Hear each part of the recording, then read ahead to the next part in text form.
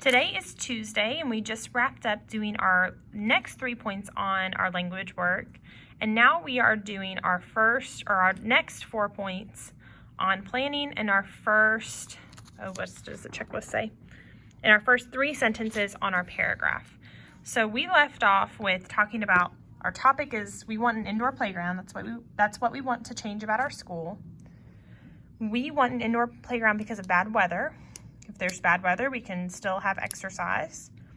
Our second reason is that more students will have recess at once, which means that recess time can be more flexible. If someone's on the indoor playground, then someone else can be on the outdoor playground. Which this is really our first point for today, but we went ahead and wrote that down so that way we didn't forget our thoughts about that yesterday. So now we're on point 3. We have to think of a third reason why we want an indoor playground. So the point that we came up with for point 3 was that if we had an indoor playground, we could get indoor only equipment, which means we could have more gymnastics equipment with like balance beams and mats to do flips. The students were really excited about that, and that they could wear no shoes, which you can't really do outside, especially if it's rained or if it's hot. And now we're ready to work on the conclusion. And I like to keep the conclusion really short because what they're doing for the conclusion is they're just wrapping up those 3 points. So I have them write 1, 2, 3. That way, whenever they go to write their conclusion, they're reminded to go back to point 1, go back to point 2, and go back to point 3 to remind your reader your 3 reasons why you wanted an indoor playground, and that's what you wanted to change about your school. So now let's look at our first few sentences on our paragraph. On the very back of the packet, I give the students sentence stems to use so they can write their paragraph very easily.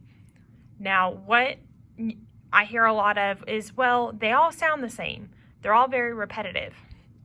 There is a time and place where students are doing creative writing, but for the 3.8, I want them to have exactly what I have until I know that they don't forget their reasons and their details, If once they get to that point where they're not forgetting that, then I can move those students on to use varied transitions and use their own wording.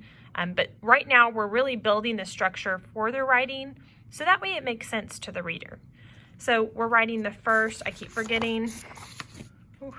We are writing the first, forgot to check that off. We did our first 4 points, so we're going to check that off. First 3 sentences. So we have our topic intro sentence. We're going to copy this down exactly as it is. Something I would like to change about my school is having an indoor playground. So I'm putting them together. So now I have, for my topic sentence, I put together my sentence stems with my planning for my topic intro sentence. So it reads, something I would like to change about my school is having an indoor playground. So now I'm moving on to point 1 where I'm talking about bad weather. My sentence stems, the first reason I would change the school to have an indoor playground, but that doesn't really make sense.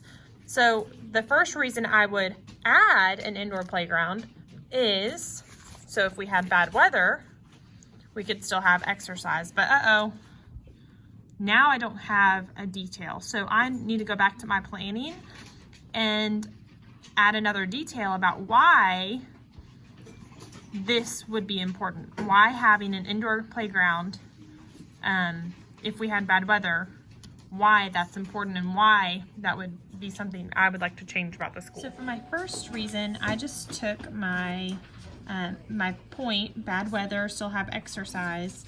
I ended up putting those together. The first reason I would add an indoor playground is in case of bad weather, we could still exercise just inside. So now I need to put in my detail one, which you can see I changed to stay healthy because I said still have exercise, kind of went with that first sentence. So I needed to come up with something else. So let me write my example or my detail one next. So that next sentence I wrote, for example, when the weather is bad, we have to stay in the classroom where we can't really move around or get any stronger. So you'll notice I related it back to staying inside and to exercise, like these first things were about.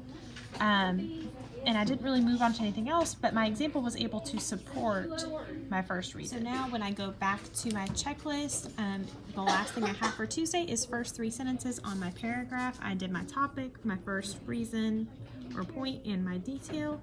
So Tuesday is now done. I can sit back, relax. When I get home, no homework tonight.